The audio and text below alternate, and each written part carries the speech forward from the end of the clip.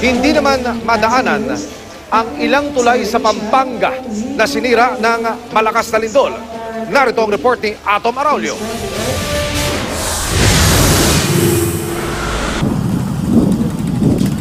Umangat at nagkatipak-tipak ang bungad ng Consuelo Bridge sa Florida Blanca, Pampanga patungong Bataan. Maging ang slope o konkreto sa magkabilang gilid ng tulay, nagkabitak din. Saksi ang nagtatrabaho sa kalapit na vulcanizing shop sa nangyari sa tulay. Yung pong tulay, gumagano po. Tapos kami nandiyan po kami sa vulcanizing. Lumabas po kami dyan. Kinabahan po. Bakit? Dahil po ngayon lang po nangyari. Ang ilang motorista nagulat sa sinapit ng Consuelo Bridge. Kaya po yung mga six-wheeler, mga malalaking truck po, di po pwedeng dumaan po dahil nga po nag-crack. Siyempre, malakas din po kasi yung lindol eh. Siyempre, mas malakas dito. Gutad po kasi tinamaan eh.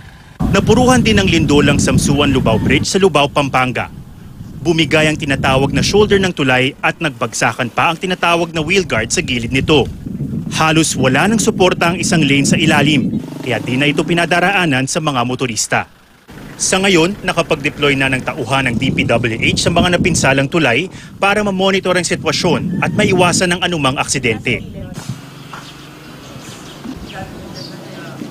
Kasama naman sa siyam na isinarang Heritage Church sa Pampanga ang San Agustin Church sa Lubao. Gumuho ang tuktok ng 5 palapag nitong bell tower. Ang 61 anyos na si Ritz Rosales, dinig na dinig daw ang pagguho. Shock ka. Ang alam ko nakaluhod ako sa tabi ng bintana at nagdadasal lang ako. Sigaw ng hallelujah. Marami ng pulis dito at wala nang pinadadaan. Kahit ang bahay ni Rosales na nasa gilid ng simbahan, natadtad din ng mga crack dahil sa lindol.